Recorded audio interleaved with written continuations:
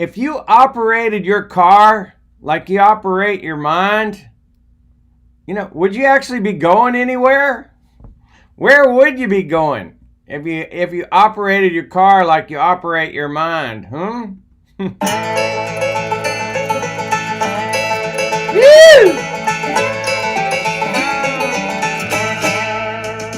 First thing I remember knowing was a lonesome whistle. Good morning. And a youngin's dream of growing up to ride on a freight train leaving town, not knowing where I'm bound. No one could change my mind, but Mama tried. One and only rebel child from a family meek and mild. My mama seemed to know what lay in store. In spite of all the Sunday learning, toward the bad I kept on turning till Mama couldn't hold me anymore. And I turned 21 in prison, doing life without parole. No one could steer me right, but Mama tried. Mama tried to raise me. She back tried. up, but her bleeding 99, leaving only me to blame, cause Mama tried. Ow! Ow, ow, ow! Hey, Mama tried, baby. Mama tried. But this is what happened. This is what you get. What you see is what you get. Here, I'm Stevie the Guide here on the banks of the Guadalupe River in Kerrville, Texas. Good morning to you. It is 5 a.m. once again, and I am ready for another sort of live stream. Am I ready? Probably not, but here I go. And part of my exercise is free streaming, and I do a minimal amount of preparation, which, I've been rethinking that. But as we go further and further down this rabbit hole of the right brain intuitive and practicing just being honest and authentic and free-flowing any old way it comes to me.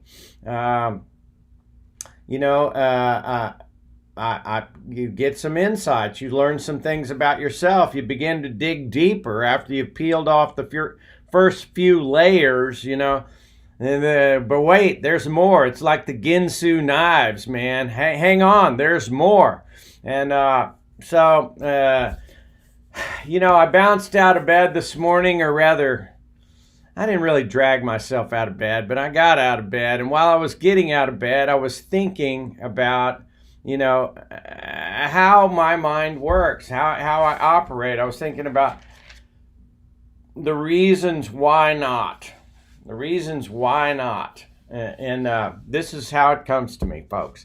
And so as I thought about the reasons why not, I started thinking about how my mind works and why it works the way it does, and why I get the horsepower or not out of my mind. And keep in mind that you can't go anywhere. You can't even walk down the street without first you get a vision to do that.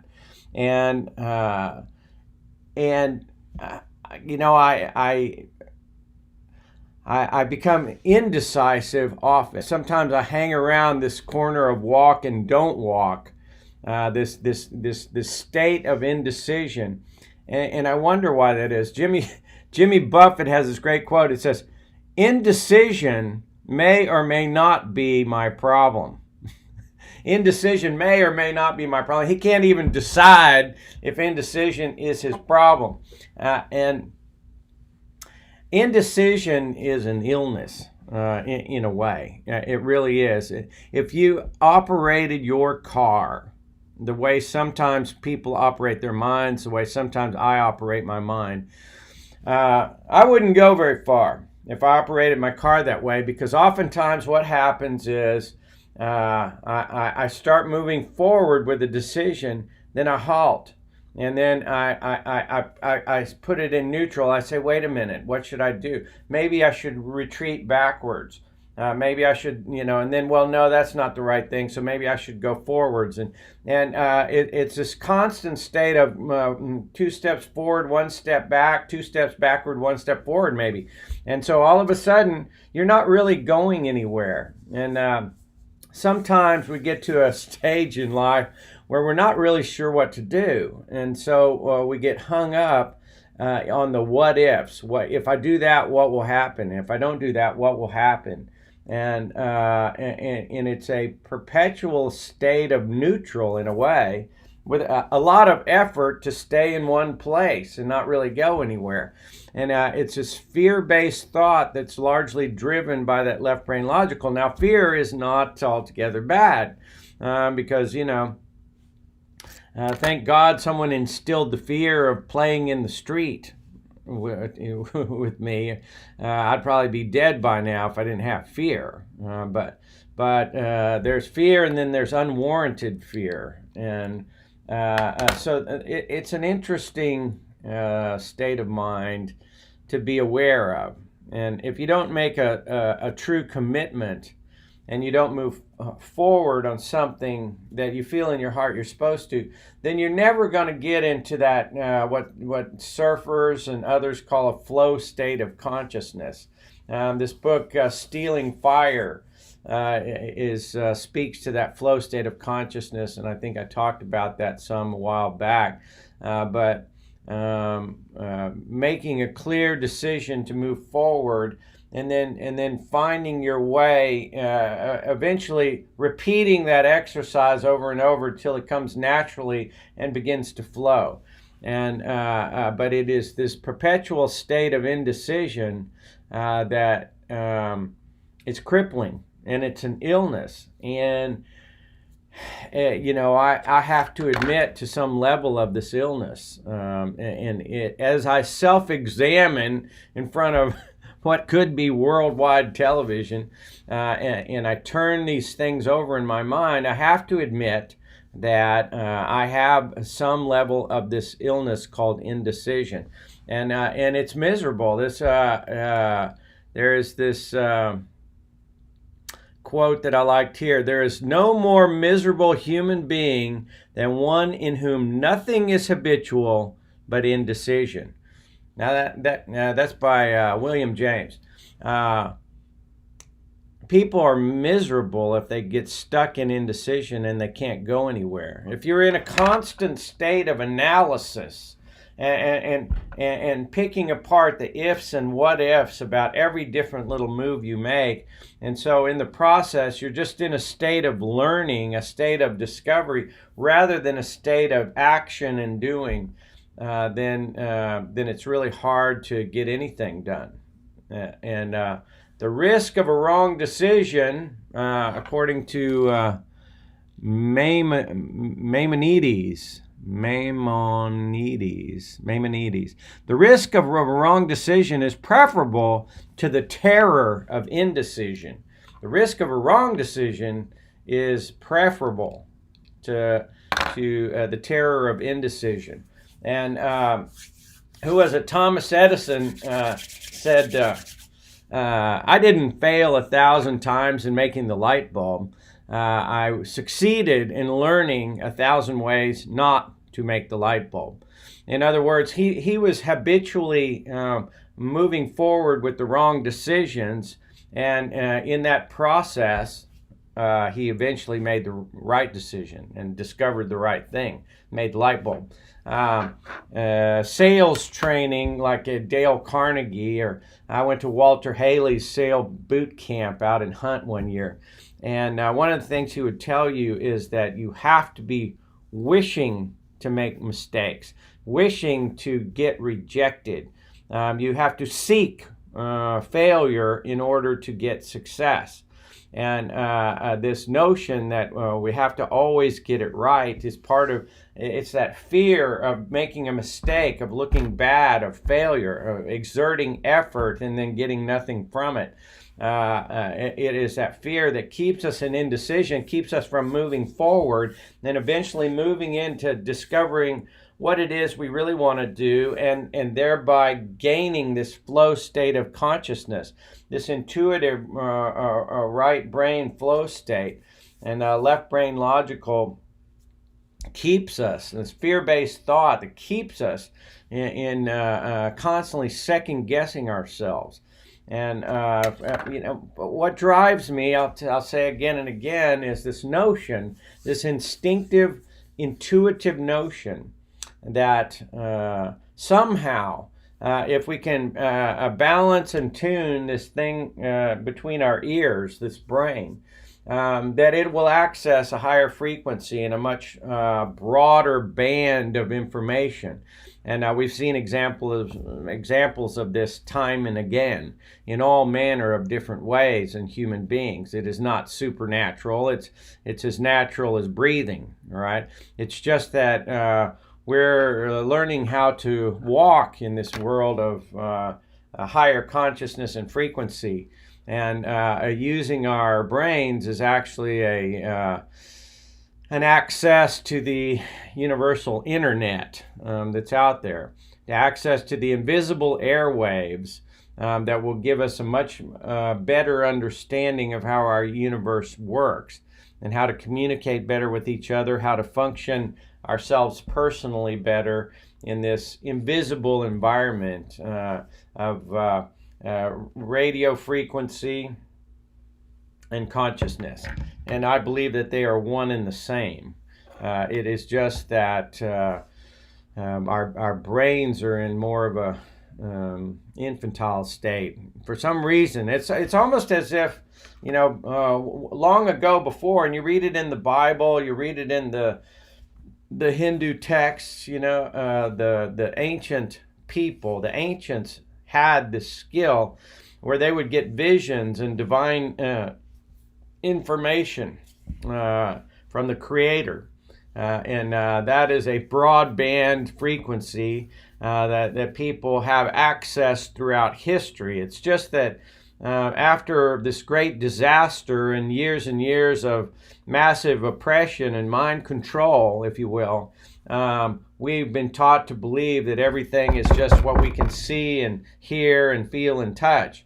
That our access to this broader bandwidth is just a fantasy, and power structures love to keep us in sort of a here and now on the earth rather than accessing this intuitive power that we all have. But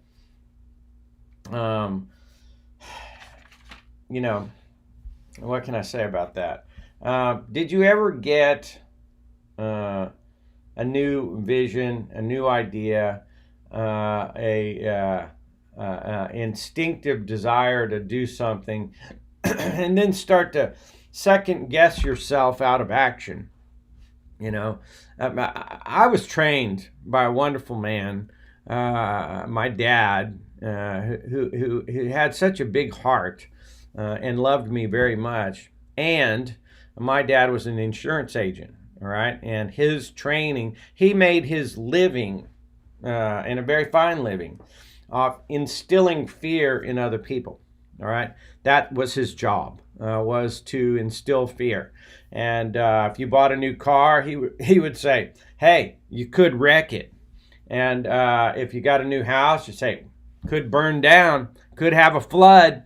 And that was his job, to instill fear in people so that they would buy insurance against their fear. Health insurance. Could get sick, could get cancer, and so I believe that mentality transferred in my father to the way he raised children. And if I was inspired to climb a tree, he was like, you could fall out and break your arm, better not do it, I want to ride a mini bike, Dad. Well, you could wreck it, could get hurt. And there was this constant struggle between the benefit of doing it and the liability of doing it. And oftentimes he erred on the side of caution all the time, which is a protective thing to do for a father, but it also kills this inspiration to pursue one's vision. And so that a lot of that is instilled in me. And so if I get a new idea, which I've been getting lately, I will constantly get lost in analysis. Is this the right thing to do? Is it the right thing for me? Is it the right thing for them? Will the world respond to it well? There are all these factors that weigh upon the scale. You get a new relationship, and it's beautiful and fun and inspiring. But then, you start to question, is it the right thing to do? What will happen if this happens? Am I the right person for her? And is she the right person for me? And what happens in this and that and such? And all of a sudden you begin speaking negativity into that relationship, or into that career, or into your business and employees and so forth.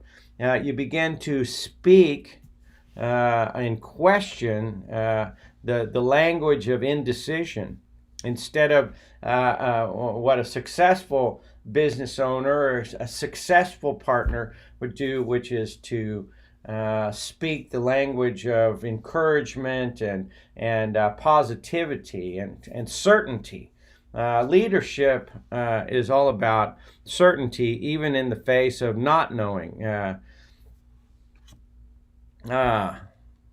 Let's see.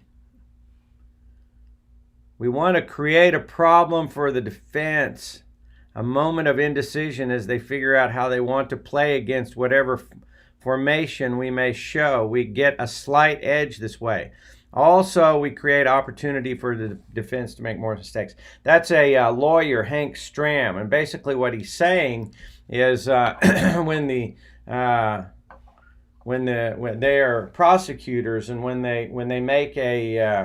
they face a strong defense, what they're trying to do is instill indecision into that defense, that strong stream of consciousness. They want to throw a wrench into that argument, or otherwise they're going to lose the case. And basically, in your mind, it's like a courtroom in a way. It truly is. The prosecution and the defense. The prosecution is moving in a direction with strong momentum and these opening arguments and everything. It wants to go in a certain direction, and the defense wants to derail that and turn it in the opposite direction. And it's very much like a car that's trying to go in reverse or in forward. And there is, there can be a neutral in a courtroom where they have a hung jury, and the case cannot be made either way. But in your mind, oftentimes there is this push and pull, this tug of war that goes on, this seesaw of the mind, or a yo-yo of the mind that is constantly in a state of indecision, whether to go forward or go back, to hang at the corner, the street corner, and it has that sign that says walk and don't walk. And you're constantly in your mind, you're constantly thinking which way to go, what to do, and in the process, a lot of energy, and you don't make a decision to go forward in any direction. You just stay there and you cling to this thing. I was in Hawaii one time, and we were swimming through the 7 sacred pools in Hana over in East Maui, over in the rainy side of the island. And you climb up to this waterfall, and then you jump down through these different pools, and you have to swim a distance to the next waterfall and the next. And it's the only is to swim. You have to jump off of a little waterfall into a pool and swim to the next one and so forth. And there was this group of guys behind us. Me and my buddy were swimming through these. And this one guy was an uncertain swimmer. And once you jumped off that first waterfall, there is no walking out. There's no trail. The only way you can go is through swimming through these pools with these high rock walls. And this guy started getting cold and getting a little nervous, and he wasn't a very good swimmer. And there was a rock in the middle of one of these pools, and he grabbed onto it.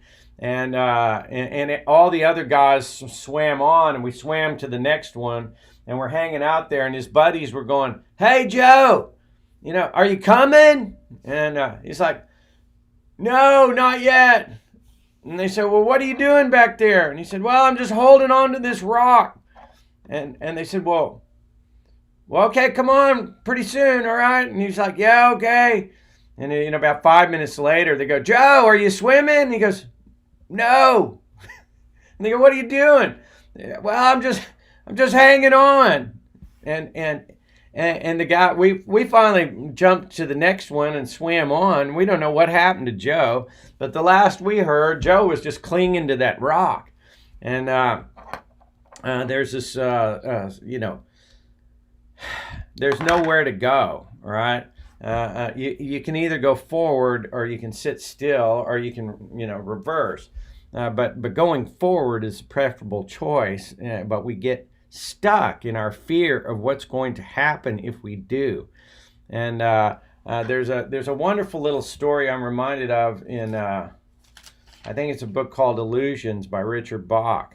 And it's about the little river creatures that cling to the bank, and that's their whole life, is clinging to this riverbank. And this one little creature says, I'm going to let go and see what happens because I have a vision to go downstream. And all the other little river creatures tell him, no, don't do it. You're crazy. Our whole life is about clinging and being right here. But the little curious little river creature wanted to see what would happen. And so he let go. And he was bashed against the rocks a little bit, but eventually the stream carried him to the surface, and he was able to travel a long way effortlessly downstream. And he made a decision. He was willing to take the consequences of that decision. And in the process, he was, carried far away, saw amazing things. And all the other little river creatures who saw him, they thought he was a god. But he wasn't. He was just somebody that made a decision and eventually found a flow state in which he was able to travel and realize his dreams and his vision. And so,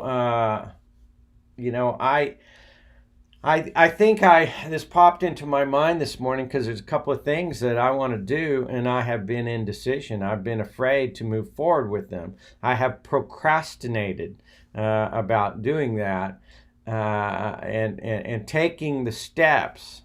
And so I hang in this sort of limbo state, at least with those things. One of the decisions I made was that I was going to start talking into this camera to whomever might listen, and not be afraid of the reaction of whatever I might say. And that has been a good decision for me, for better or worse. It is helping me come out of this, sort of stuck state. For months, I was afraid to talk on this live stream because I was concerned of what a reaction might be. But what I found is that it's quite liberating. And at least in this little area of my life, I find success because I'm actually doing it. And each day that I do it, I get a little better and a little better. And do I make mistakes? Sure. Do I get it wrong sometimes? Yeah. Do I look awkward or ridiculous to some people? Probably.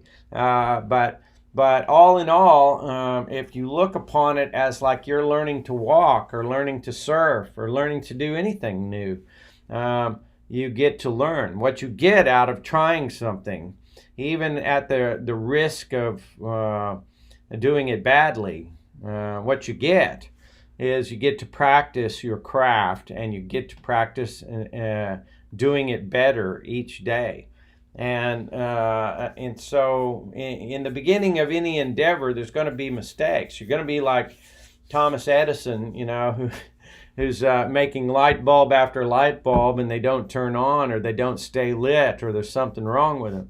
And he expends energy and time and money, I'm sure, to try to do that. But in the process, he learns more and more what does not work. And each day that goes by, he learns a little bit more about how it does work and how it might work if he tried another thing or a different thing.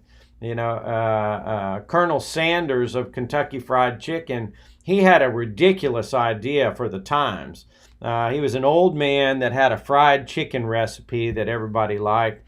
And so he wanted to create a chain of restaurants that made only fried chicken, and that's it. Now, this was an absurd notion back in the day, because when you had a restaurant, you had to have a wide variety of foods, and you didn't serve just one single thing.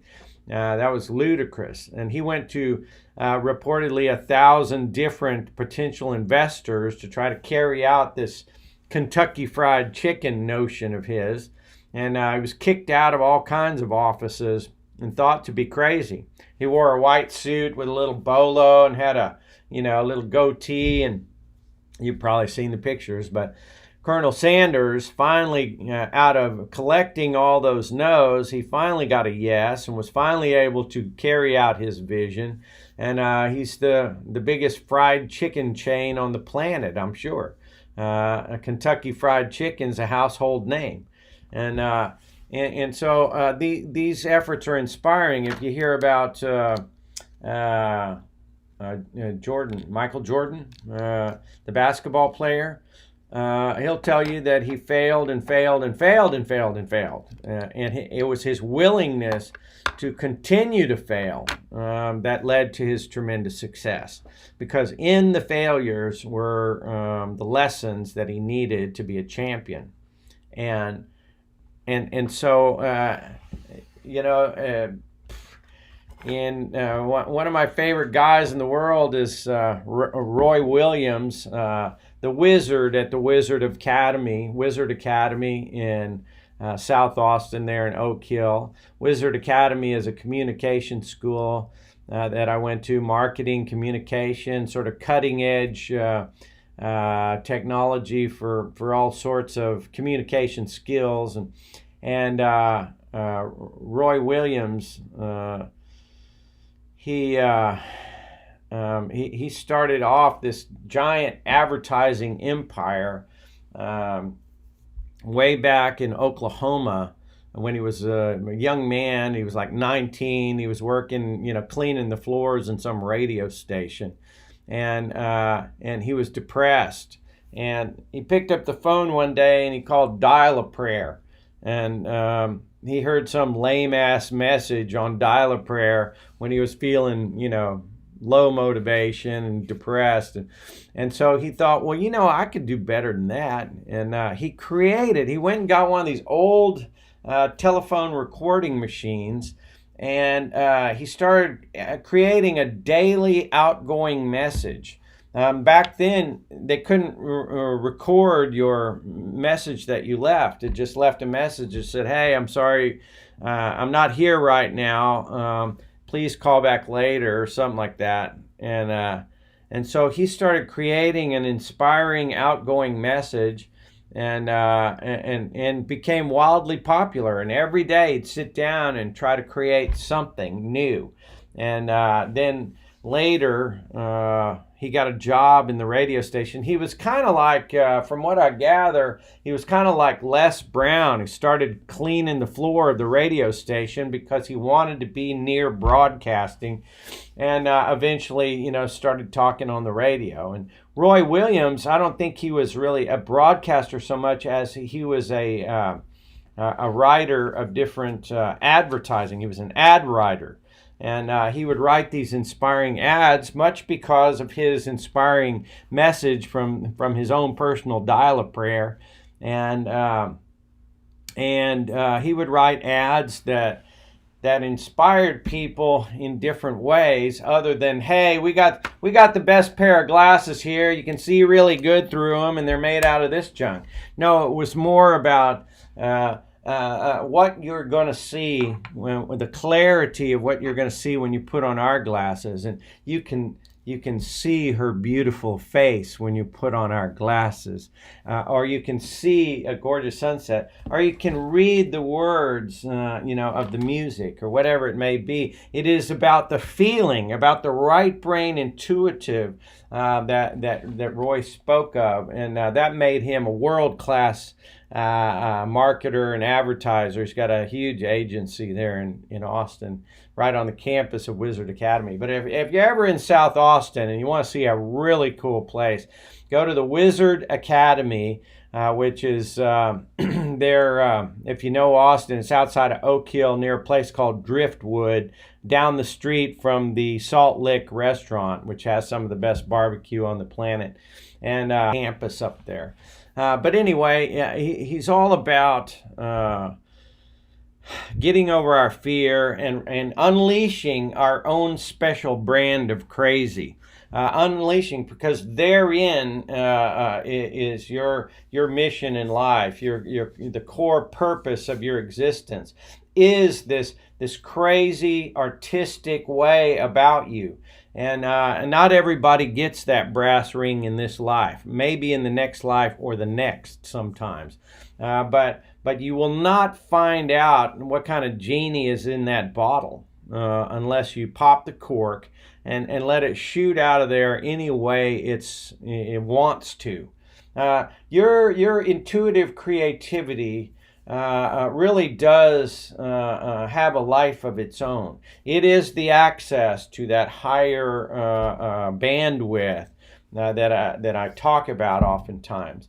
But you've got to be willing to uncork the bottle and let it come out, and you won't have control of it sometimes. You won't have the ability to make sure that it's all precise like the left brain logical wants it. It's going to squirt out of there any way it wants to, and you've got to just let the paint flow onto the page, or let the artist way tells you, let the words flow onto the page however they want to flow. And after a while, the purpose of that exercise of writing 3 pages a day of stuff you don't care about, writing anything you want to. It's in that book, The Artist's Way by Julia Cameron.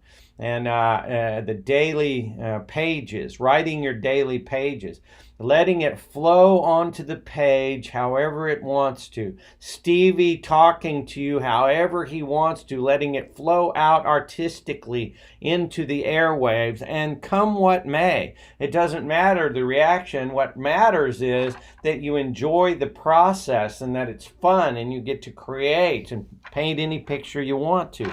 Write any subject you want to. Sing any song, no matter how out of tune. The fact that it feeds your spirit and lifts your vibration, that is what matters, my friends. Not what people's reaction is. Not how they weigh you on the scale of everything else they know and offer their opinion. I remember... I'm a fan of Teddy Roosevelt, and the thing that pops into my mind right now is that it's not the critic who counts. It's not the man who points out how the strong man stumbles or how the doers of deeds could have done them better. The credit, my friends, belongs to the one who is actually in the arena.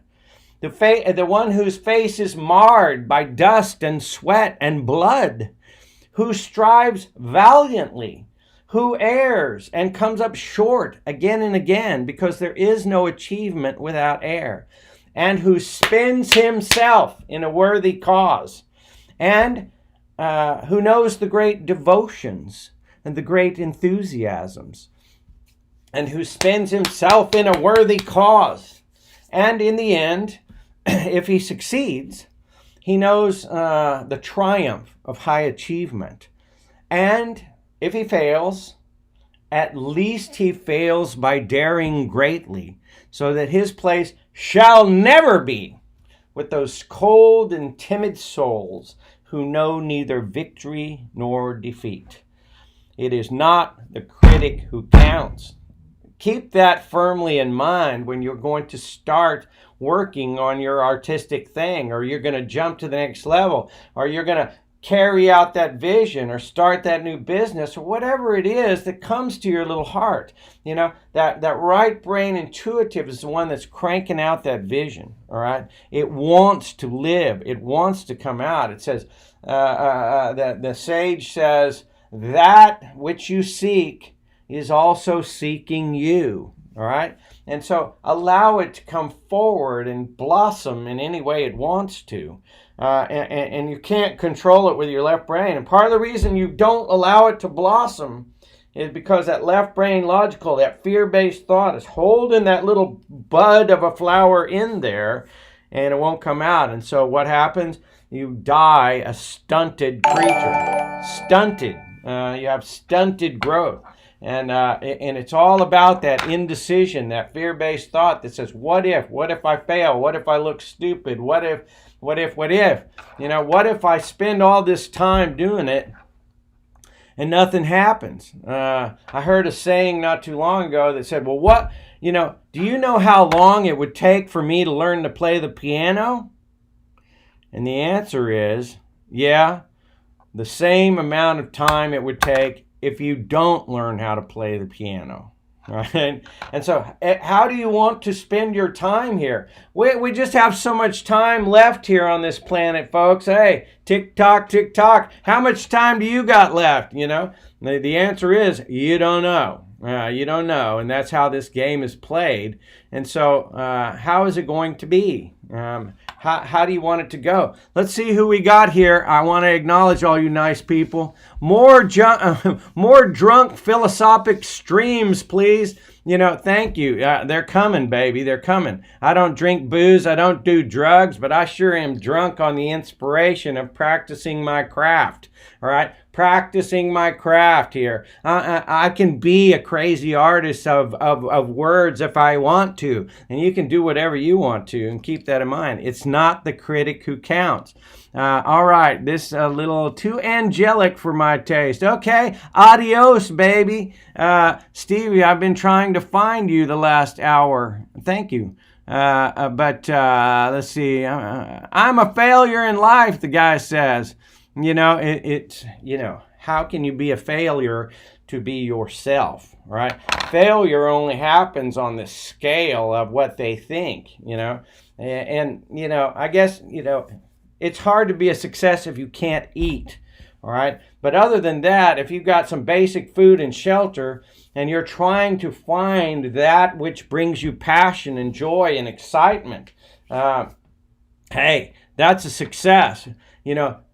Keep trying to invent the light bulb, Thomas Edison, and sooner or later you will learn all those ways how not to make that light bulb, and one day you'll make the light bulb. And that's kind of how it works, but you've got to practice this craft. You've got to follow the intuition, all right? You have to. Let's see. If you can't, that's okay. That's Stevie. Can you do 2 jumping jacks for me? No, I will not do 2 jumping jacks for you. That jumping jacks ain't my thing, although sometimes I feel like it. But thanks for showing up and, putting in your 2 cents. I think you need to do those jumping jacks for me. That's what I think. But I've done enough jumping jacks at the gym trying to keep this body into shape, keeping my vibration high. Physical exercise, decent nutrition, not putting garbage in this machine. I got a high performance machine here and I want to keep it, in a high vibration, and I can't do that if I pour a lot of booze and drugs and garbage food into it. And I can't do that if every day when I get off work, I just want to sit around and do nothing, all right? I got to go to the gym. I got to go out and into the sunshine.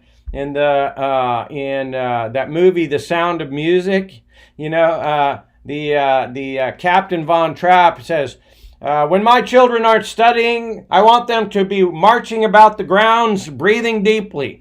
Well, that's pretty good advice, actually. March about the grounds, breathe deeply. So turn your face up to the sun a little bit and get some vitamin D and all that other solar energy. It's good for you. Don't stay inside. Don't constantly be looking at this, all right?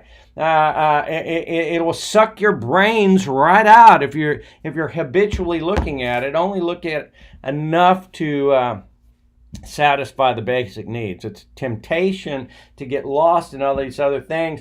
And in getting lost, you stay in a perpetual state of indecision. What is it that you want to do? And this is one of the hardest questions for people to answer. What is it that you want to do. What do you want? All right. What do you desire with all your heart? What is your heart's desire? As you look forward at the few minutes you have left on this planet, as you look forward into the future, what is it that you would really like to see happen? And if you project yourself into the future when you're really, really old, 80, 90 years old, and you're looking back over your life, what are you saying to yourself? I wish I had, or I'm glad I did. And most people are saying, I wish I had. I wish I had tried that thing. I wish I had repaired that relationship.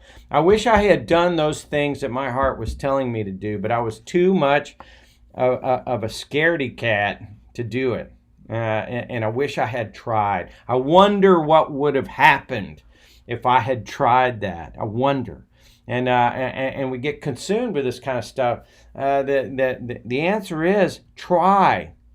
Try to follow what your intuition is telling you. Try. Take a step. Martin Luther King says, you don't got to look at the whole mountain. Just take the first step and then take the next one. One of the coolest things that I learned years ago, and the way that I eventually wound up in the Galapagos Islands as a scuba diving and wildlife guide, which was a big dream of mine to be not in the Galapagos. You know what's funny about dreams is that you have this vision and this dream, and you start taking steps toward it, and sooner or later it usually turns into something bigger than you ever imagined.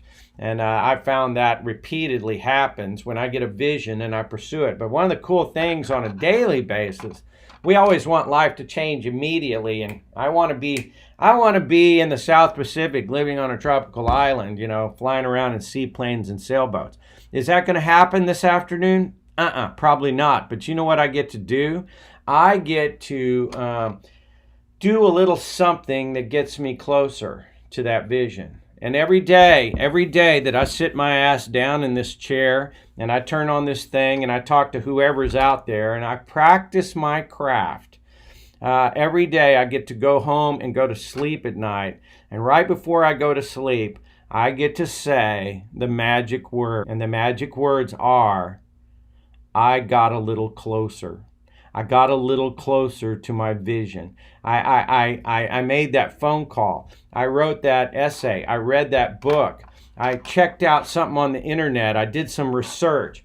I bought a piece of equipment. I did one little tiny thing today that got me a little closer to that big vision. All right. And in my mundane job of working construction and selling real estate and doing things that I have to do, I get to go to sleep tonight and every night and say, you know what? I got a little closer to that big vision. I got a little closer. And I did it. I was willing to sacrifice a little something for my vision. And what I do every day is I turn this thing on and I come here and I try my best to share whatever I know and to practice my craft. And I'm willing to sacrifice myself just a little bit here and bare my soul and tell people all manner of different wild things, no matter what they might think.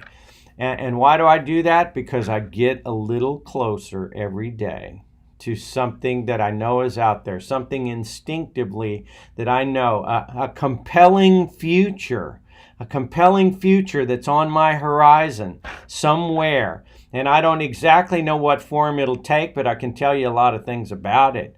It allows me to move around the planet if I want to, whenever I want to, or not. It allows me to have a lavish, sustainable, and dependable income that's consistent with integrity and mutual benefit.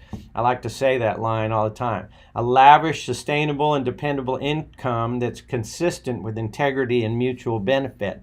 I get to help people along the way. I get to talk to groups of people who get inspired. I get to do a lot of fun things in my own compelling future. And one of the key components of it is that I learn how to talk to people. I learn how to share my heart with them. I learn how to share my authentic, genuine human being experience, no matter what people think. I'm not afraid to be myself.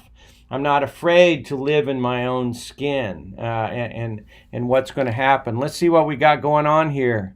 Naomi, I smoked multiple hard drugs, and honestly, you're right, Steve. It's better for me to say I did. I smoked 10 grams of heroin at one time rather than I wish I had crack. That doesn't sound very compelling, Naomi, but what can I say? I have a crack addiction. Here's another one. Stevie the Guy, do you have a podcast? That is a good question. That is a constructive question. These other comments do not seem helpful. But a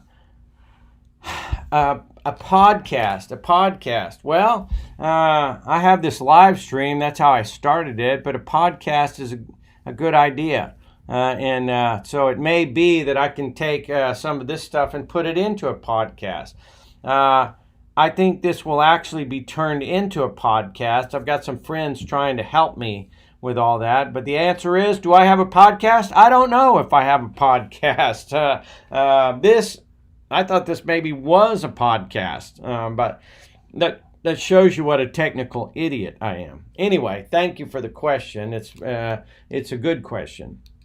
But anyhow, I apologize to many of you who write comments on my sidebar here. I appreciate you showing up. Sometimes when I'm in the middle of a stream of thought, it's hard for me to stop and put on my glasses and look at this. Can we have a minute of silence for our veterans? Yes, we can, but it's going to happen right after I turn this off because this live stream is not about our veterans. And God love them, man. Thank God they're out there.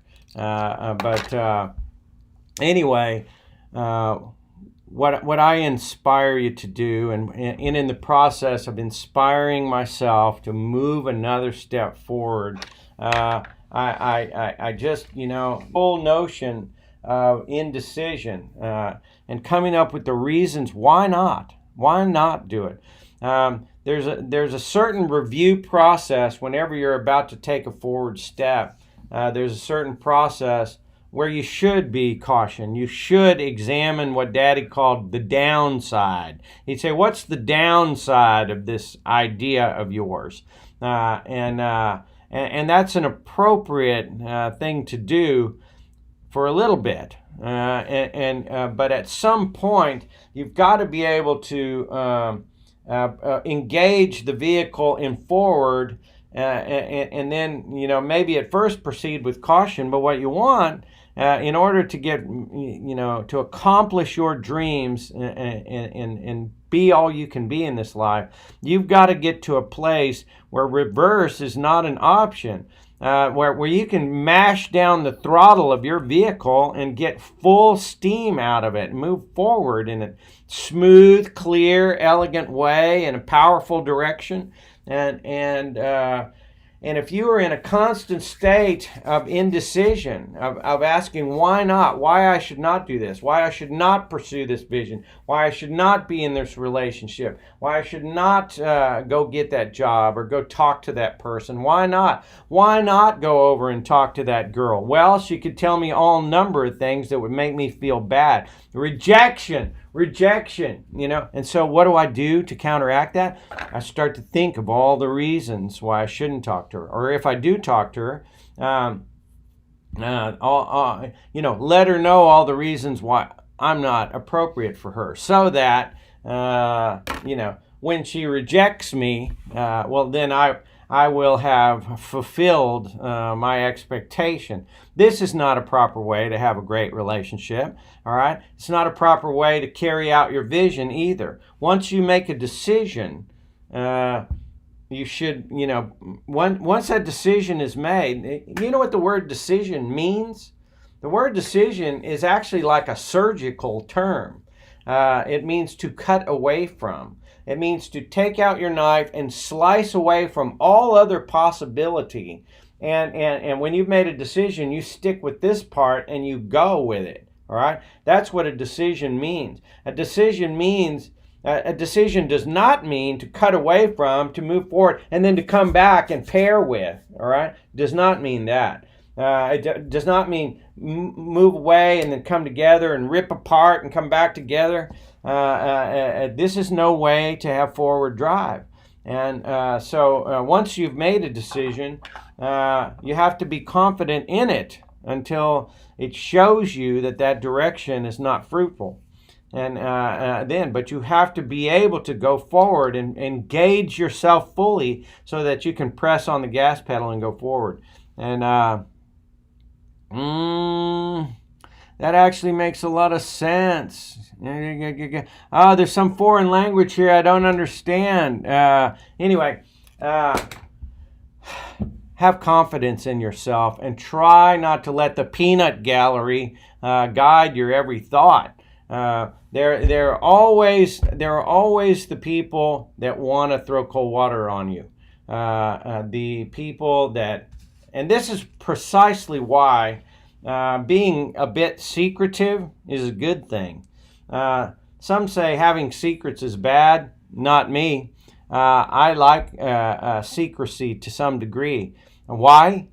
Because whenever you're about to head off into the unknown and you have an instinctive vision to go in that direction, the peanut gallery will always tell you the scary things that could happen if you make that move.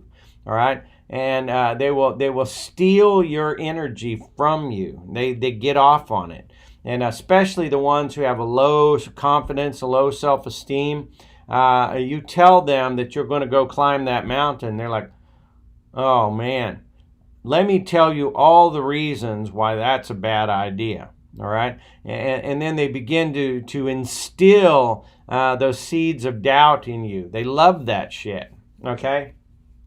So when your small, still voice begins to speak, when you have settled down the left brain logical enough to hear your right brain intuitive, your small, still voice, that inner vision, that access to the higher realm, and you know that you know in your higher self, you're in your heart, that you want to move in that direction, there's an excitement that comes with that, all right? That possibility. The higher bandwidth has painted a beautiful picture in your mind, and there's an instinctive wish sometimes to share that with people, to share the joy, But oftentimes it's going to be met with discouragement, with doubt, and throw you into this indecision place because misery loves company. And just like what's his name said, what is his name? William James. There is no more miserable human being than one in whom nothing is habitual but indecision. All right? Being in a state of neutral, being in a state of indecision is miserable. It is. I know. I've been there quite a bit at this corner of walk and don't walk. And it is hard. It is a state of hell in a way when you can't go forward but you can't go back. And oftentimes there's a method to the madness of burning bridges. All right? You're not sure how to go forward and you're afraid to go forward, but you know for certain you don't want to go backward. All right? You don't want to go back to where you were. And even though you don't know how to go forward, you instinctively know. So oftentimes one of the exercises that I engage in is burning the ships, burning the bridges, burning the trail back there. And that may mean quitting a job. And then what happens then, it leaves a space, and all of a sudden it's scary, and you may be in a place of high pressure.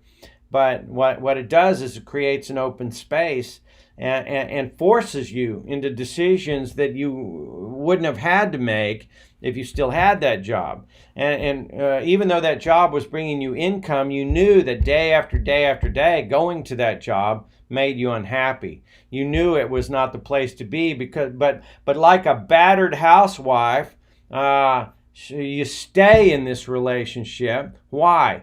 because your fear of the unknown is greater than your fear of the known problem. Even though you know this situation doesn't work for you, you're afraid of moving out and going into something new that you don't know.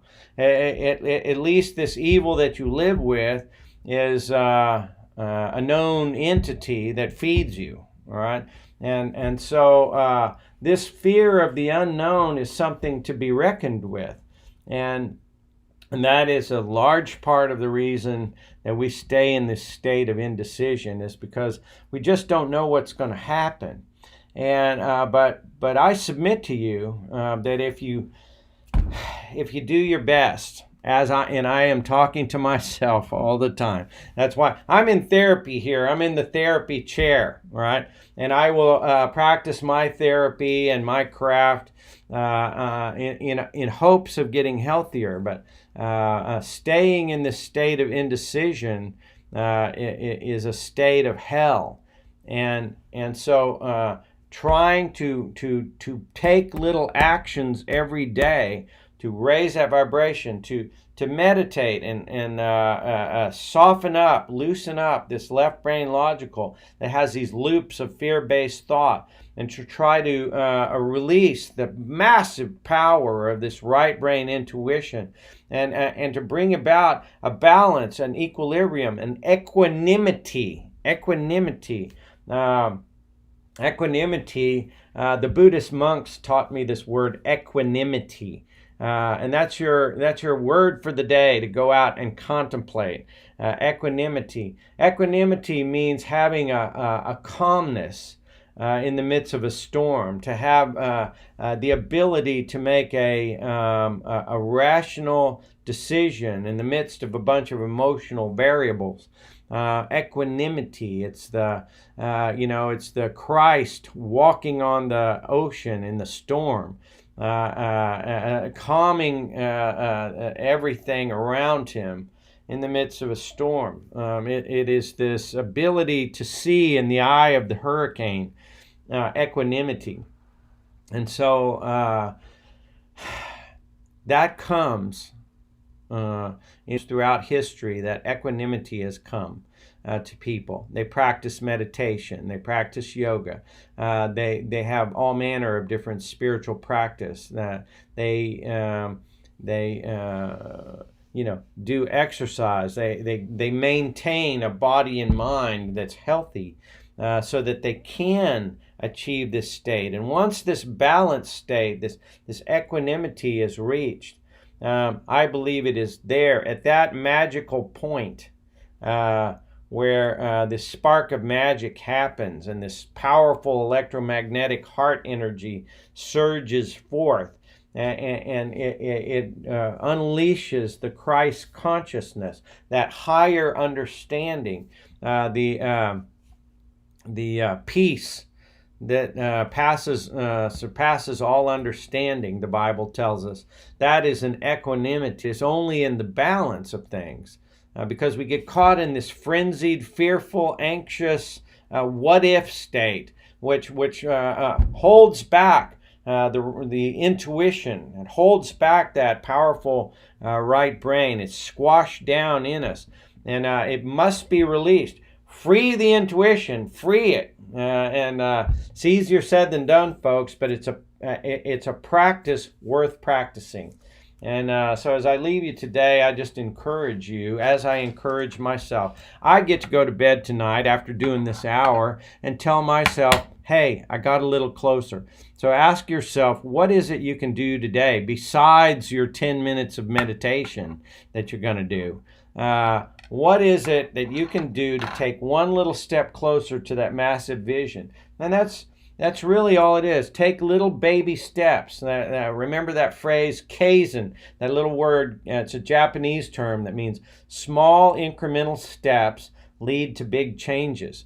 And do a little bit today and a little bit tomorrow, and I'll see you on Monday. I hope you have a great weekend. I love you very, very much, and I'm willing to bare my soul to practice my craft and to share with you whatever I know. So I love you. Take care. Have a great weekend. And I'm going to see you on Monday. Bye-bye. I love you.